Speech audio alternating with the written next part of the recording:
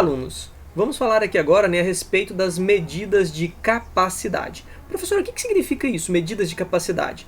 Pessoal, medidas de capacidade elas servem para medir o volume de líquidos e gases que ocupam totalmente determinados recipientes, certo? Professor, peraí, medidas de capacidade é para medir o volume?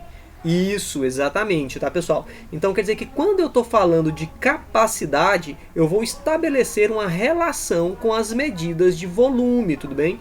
Então aquilo que a gente já viu ali no vídeo anterior vai ser muito importante, tá? Então quer dizer que existe uma relação direta entre medidas de capacidade e medidas de volume, certo? Mas quando eu falo de capacidade, eu estou me referindo, tá pessoal, né, a líquidos e gases que ocupam totalmente um determinado recipiente. Como seria lá, por exemplo, né, pessoal?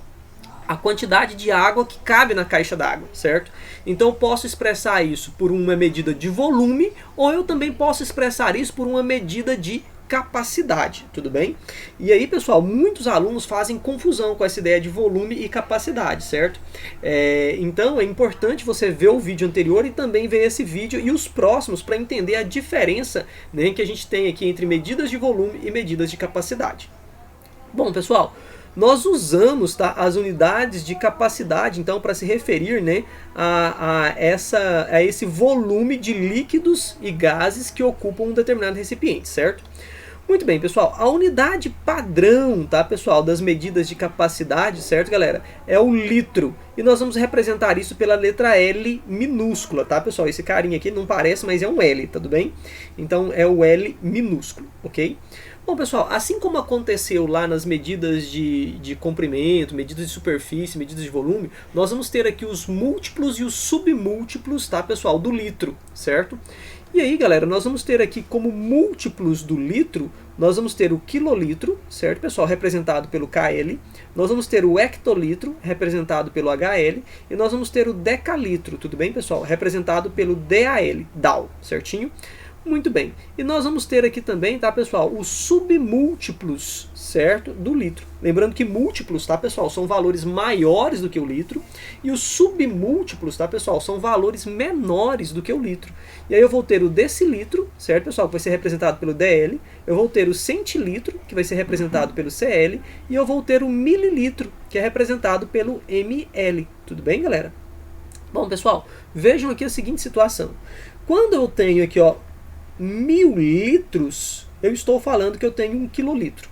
Quando eu tenho 100 litros, eu estou falando que eu tenho 1 hectolitro.